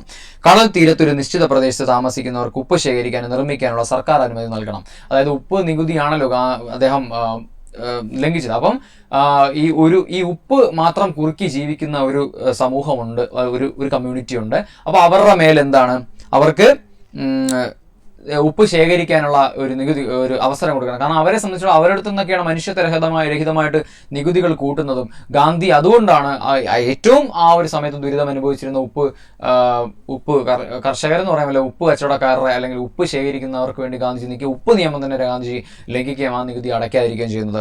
അപ്പം ഇതുണ്ട്. പിന്നെ സമാധാനപരവും അക്രമരഹിതവുമായ പിക്കറ്റിങ്ങിനുള്ള അവകാശം. അതായത് നേരത്തെ പിക്കറ്റിംഗ്, വിദേശ വസ്ത്രങ്ങളും വിദേശ മദ്യവും ഒക്കെ പിക്കറ്റ് ചെയ്യുന്ന കഥ ഞാൻ പറഞ്ഞിരുന്നു. അപ്പോൾ അതുമായിട്ട് ബന്ധപ്പെട്ടുള്ള പിക്കറ്റിങ്ങിനുള്ള അവകാശം കൊടുക്കണമെന്നായിരുന്നു ഗാന്ധിജി പറഞ്ഞത്. അതുപോലെ രണ്ടാം RTC INC പങ്കെടുക്കേണ്ടതായിരുന്നു. RTC round table conference ആണ്, RTC. ഇതാണ് സംഭവം. നിങ്ങൾ ഈ RTC കണ്ട് പേടിക്കണ്ട. ഇതെന്തിനാ ഞാനിങ്ങനെ ഇട്ടേന്ന് അറിയാമോ? നമ്മളെ കഴിഞ്ഞ 2022 നടന്ന അസിസ്റ്റന്റ് ജയിലറിന്റെ പരീക്ഷയിൽ BG തിലക്, സംഭവം ബാലഗംഗാധര തിലകാണ്, മനസ്സിലായില്ലേ? ഇവിടെ വന്നപ്പോഴത്തേക്ക് RTC ഇട്ടത് നമ്മളെ ജസ്റ്റ് നിങ്ങളെ ആ ഒരു മൂഡിലോട്ട് കൊണ്ടുവരാൻ വേണ്ടി മാത്രമാണ്. RTC റൗണ്ട് ടേബിൾ കോൺഫറൻസ് കഴിഞ്ഞു. അപ്പം ആ ഭാഗത്ത് ഭഗത് സിംഗിന്റെ വധശിക്ഷയിൽ ഇളവ് നൽകാനും പോലീസ് അതിക്രമം സംബന്ധിച്ച് അന്വേഷണം വേണമെന്നും ഗാന്ധിയുടെ ആവശ്യം സർക്കാർ നിരസിച്ചു. ഞാൻ നേരത്തെ പറഞ്ഞ പോയിന്റ്, ഭഗത് സിംഗിന്റെ വധശിക്ഷയിൽ ഇളവ് വേണം. ഗാന്ധിജി ഒരുപാട് പേരുടെ വധശിക്ഷ അദ്ദേഹം ഇടപെട്ട് മാറ്റിയിട്ടുണ്ടെങ്കിലും ഭഗത് സിംഗിനെ രക്ഷിക്കാൻ അദ്ദേഹത്തിന് ആയില്ല. അപ്പോൾ ഇതൊക്കെ എന്ത് ചെയ്തു, സർക്കാർ നിരസിച്ചു. അതും കൂടെ നിങ്ങളൊന്ന് ആലോചിക്കുക. ഭഗത് സിംഗിന്റെ കാര്യം നമ്മൾ കുറച്ച് നേരത്തെ പറഞ്ഞുകൊണ്ടാണ് ഞാൻ ഒന്നുകൂടെ സ്ട്രെസ് ചെയ്ത് പറയാത്തത്. ഒന്ന് നോക്കുക. ശരി, ഇതാ പിടിച്ചോ. കറാച്ചി സെഷൻ 1931 വളരെ ഇമ്പോർട്ടൻ്റ് ആണ്. കറാച്ചി സെഷൻ, നമ്മുടെ കറാച്ചി സമ്മേളനം 1931 കറാച്ചി സമ്മേളനം ഗാന്ധി റിവിൻ ഉടമ്പടി അംഗീകരിക്കുന്നതിനായി 1931 മാർച്ച് കറാച്ചിയിൽ നടന്ന കോൺഗ്രസിന്റെ പ്രത്യേക സമ്മേളനമായിരുന്നു. അപ്പോൾ കറാച്ചി സമ്മേളനം എന്ന് പറയുന്നത് കോൺഗ്രസിന്റെ ഒരു പ്രത്യേക സമ്മേളനമായിരുന്നു. കറാച്ചി സെഷനിൽ എടുത്ത പ്രമേയങ്ങളിൽ ഇവ ഉൾപ്പെടുന്നു. ഇത്രയും കാര്യങ്ങൾ കറാച്ചി സെഷനിൽ ഉൾപ്പെടുന്ന കാര്യങ്ങളാണ്. ഡൽഹി ഉടമ്പടി അല്ലെങ്കിൽ ഗാന്ധി ഇർവിൻ ഉടമ്പടി. നോക്കിയോ ദാ ഇവിടെ തന്നെ ഒരു ചോദ്യമുണ്ട്. ഡൽഹി ഉടമ്പടി ആരൊക്കെ തമ്മിലായിരുന്നു? നമുക്ക് ഒരു ഐഡിയയും കിട്ടില്ല അപ്പം. പക്ഷെ ഗാന്ധി ഇർവിൻ പാക്ട് എന്ന് പറഞ്ഞാൽ നമുക്കറിയാം ഡൽഹി ഉടമ്പടി. അപ്പൊ ഗാന്ധി ഇർവിൻ ഉടമ്പടി അറിയപ്പെടുന്ന മറ്റൊരു പേരാണ് ഡൽഹി ഉടമ്പടി. ഗാന്ധി ഇർവിൻ ഉടമ്പടി അറിയപ്പെടുന്ന മറ്റൊരു പേരാണ് ഡൽഹി ഉടമ്പടി. ഗാന്ധി ഇർവിൻ ഉടമ്പടി അറിയപ്പെടുന്ന മറ്റൊരു പേരാണ് ഡൽഹി ഉടമ്പടി. ശരി, പൂർണ്ണ സ്വരാജിന്റെ ലക്ഷ്യത്തിന്റെ ആവർത്തനം എന്നുള്ളതുണ്ട്. പിന്നെ മൗലിക അവകാശങ്ങളും ദേശീയ സാമ്പത്തിക പരിപാടിയും സംബന്ധിച്ച പ്രമേയങ്ങളുടെ അംഗീകാരമുണ്ട്. അപ്പോൾ ഡൽഹി ഉടമ്പടി എന്ന് പറയുന്നത് ഗാന്ധി ഇർവിൻ പാക്ടിനെ തന്നെയാണ് ഡൽഹി ഉടമ്പടി എന്ന് പറയുന്നത്. പൂർണ്ണ സ്വരാജിന്റെ ലക്ഷ്യത്തിന്റെ ആവർത്തനമാണ് അതിന്റെ ഒരു ഉദ്ദേശ്യമായിട്ട് കൊണ്ടുവന്നിട്ടുള്ളത്. മൗലിക അവകാശങ്ങൾ നമുക്കറിയാം. മൗലിക അവകാശങ്ങളുമായിട്ട് സംബന്ധിച്ച് നമ്മുടെ സർദാർ വല്ലഭായ് പട്ടേലായിരുന്നു അതിന്റെ ശില്പി എന്ന് പറയുന്നത് നമുക്കറിയാം. 1931 കറാച്ചി സെഷന്റെ പ്രസിഡന്റും ആരാണ്? സർദാർ വല്ലഭായ് പട്ടേലാണ് നമുക്കറിയാം. അപ്പൊ മൗലിക അവകാശങ്ങളുടെ ദേശീയ സാമ്പത്തിക പരിപാടി സംബന്ധിച്ച പ്രമേയങ്ങളുടെ അംഗീകാരം. മൗലിക അവകാശങ്ങൾ തത്വത്തിൽ അംഗീകരിച്ച സമ്മേളനം 1931 കറാച്ചി സമ്മേളനം. അധ്യക്ഷന്റെ പേര് Sardar Vallabhbhai Patel or the iron man of India, അല്ലെങ്കിൽ ഇന്ത്യയുടെ ബിസ്മാർക്ക്, ഇന്ത്യയുടെ ഉരുക്ക് മനുഷ്യൻ എന്നൊക്കെ അറിയപ്പെടുന്നത് നമ്മുടെ സർദാർ വല്ലഭായ് പട്ടേലാണ്.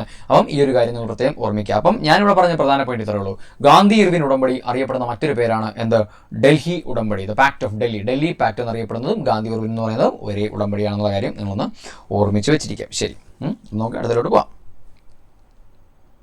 ഓക്കെ, നിസ്സഹകരണ പ്രസ്ഥാനത്തിന്റെ പിൻവലിക്കലിന്റെ രണ്ടാം ഘട്ടം. നിസ്സഹകരണ പ്രസ്ഥാനത്തിന്റെയും പിൻവലിക്കലിന്റെ രണ്ടാം ഘട്ടമാണ് നമുക്ക് നോക്കാം. രണ്ടാമത്തെ RTC പേടിക്കേണ്ട റൗണ്ട് ടേബിൾ കോൺഫറൻസ് വേറൊന്നുമില്ല, ഒരു നിഗമനത്തിലും കലാശിച്ചില്ല. അതിനാൽ നിസ്സഹകരണ പ്രസ്ഥാനം പുനരാരംഭിക്കാൻ ഗാന്ധിജി തീരുമാനിച്ചു. അങ്ങനെ അപ്പം ഈ പറഞ്ഞ പോലെ റൗണ്ട് ടേബിൾ കോൺഫറൻസ് കൊണ്ടൊന്നും വലിയ മെച്ചമില്ലെന്ന് കാണുമ്പോൾ ഗാന്ധിജി എന്ത് ചെയ്യുന്നുണ്ട്? ഗാന്ധിജി ഈ പറഞ്ഞ നിസ്സഹകരണ പ്രസ്ഥാനം ഗാന്ധിജി പുനരാരംഭിക്കാനായിട്ട് തീരുമാനിക്കുന്നു. 1932 ജനുവരി 4 ഗാന്ധി അറസ്റ്റിലാവുകയും വീണ്ടും പണി കിട്ടി.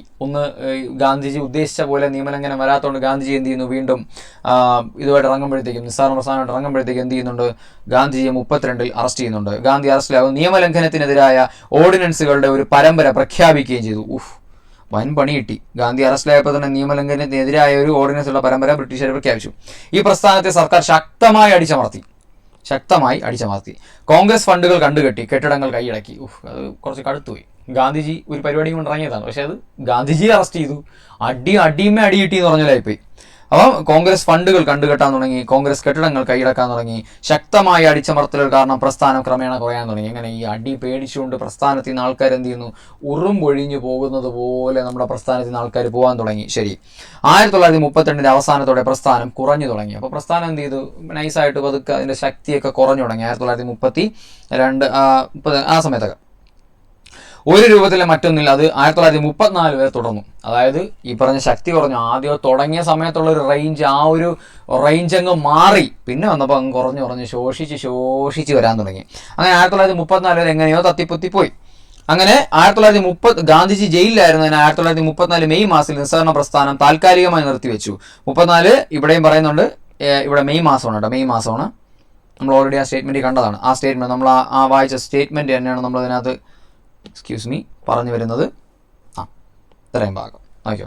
അപ്പോൾ ഗാന്ധി എന്നീ ജയിലിലായിരുന്നാലും 1933 മെയ് മാസത്തിൽ നിസ്സഹകരണ പ്രസ്ഥാനം താൽക്കാലികമായി നിർത്തിവെക്കുകയും 34 മെയ് മാസത്തിൽ പ്രസ്ഥാനം ഔദ്യോഗികമായി പിൻവലിക്കുകയും ചെയ്തു. അപ്പോൾ ഗാന്ധിജി ഒരടിയും കൊണ്ടിറങ്ങിയതാണ്. ഗാന്ധിജി 1932 ജനുവരി 4 അറസ്റ്റ് ചെയ്തു. അതിനുശേഷം ഒരു ഓർഡിനൻസുകളുടെ ഒരു പരമ്പര തന്നെ ബ്രിട്ടീഷുകാർ കൊണ്ടുവരുന്നുണ്ട്. അങ്ങനെ ബ്രിട്ടീഷുകാർ ഓർഡിനൻസുകളുടെ പരമ്പരയെല്ലാം കൊണ്ടുവന്നിട്ട് വീണ്ടും പണി 8ന്റെ പണിയാക്കി വെച്ചു കൊടുത്തു. കോൺഗ്രസിന്റെ ഫണ്ടുകൾ, ഇത് പഠിച്ചു വെച്ചോണം, ഈ സ്റ്റേറ്റ്മെന്റ് നമുക്ക് വരാൻ ചാൻസ് ഉണ്ട്. കോൺഗ്രസിന്റെ ഫണ്ടുകൾ കണ്ടുകെട്ടി തുടങ്ങി, കെട്ടിടങ്ങൾ കൈയടക്കി തുടങ്ങി, ശക്തമായ അടിച്ചമർത്തലുകൾ കാരണം പ്രസ്ഥാനം ക്രമേണ കുറയാൻ തുടങ്ങി. 34 വരെ തത്തിപ്പൊത്തിയൊക്കെ പോയി. 33 മെയ് ആയപ്പോഴത്തേക്കും ഗാന്ധിജി അറസ്റ്റിലായതുകൊണ്ട് തന്നെ എന്ത് ചെയ്യുന്നുണ്ട്, താൽക്കാലികമായി നിർത്തിവെക്കുന്നു. 34 പൂർണ്ണമായ അന്ത്യത്തിൽ, ഔദ്യോഗികമായ ഒരു അന്ത്യത്തിലേക്ക് അത് പോകുന്നുണ്ട്. അപ്പോൾ ഈ കാര്യം നിങ്ങൾ പ്രത്യേകം ശ്രദ്ധിക്കുക. ഓക്കേടാ. അപ്പോൾ നമ്മൾ അത്യാവശ്യം ഡീറ്റെയിൽ ആയിട്ട് തന്നെ നിസ്സഹകരണ പ്രസ്ഥാനം അല്ലെങ്കിൽ നമ്മുടെ സിവിൽ ഡിസൊബീഡിയൻസ് മൂവ്മെന്റ്, നിയമലംഘന പ്രസ്ഥാനമൊക്കെ നമുക്ക് പറയാം, രണ്ടും ഒക്കെയാണ്.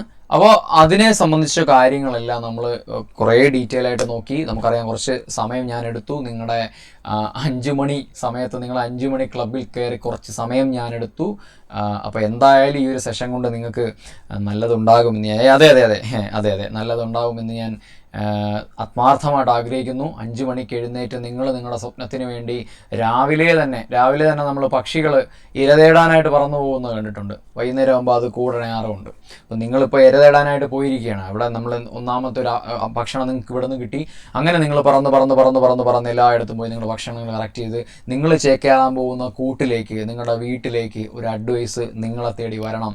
ആ അഡ്വൈസ് നിങ്ങൾ എടുക്കുക, അത് നിങ്ങൾക്ക് മാത്രമുള്ളതാണ് എന്ന് പറഞ്ഞുകൊണ്ട് ഞാൻ നമ്മുടെ ഈ സെഷൻ ഇവിടെ വൈൻഡപ്പ് ചെയ്യുന്നു. ഇരുന്ന് കണ്ട എല്ലാവർക്കും താങ്ക് യു. വളരെ നന്നായിട്ട്, വളരെ എനർജറ്റിക് ആയിട്ടൊരു സെഷൻ. 5 മണിയാണെങ്കിൽ പോലും നിങ്ങൾ വളരെ എല്ലാവരും ഉറക്കമൊക്കെ ഒഴിച്ച് നല്ല അടിപൊളി ഉന്മേഷത്തോടെ വന്നിട്ടുണ്ട്. ഈ കാര്യങ്ങളെല്ലാം കേട്ടിരുന്നിട്ടുണ്ട്. വളരെ സന്തോഷം.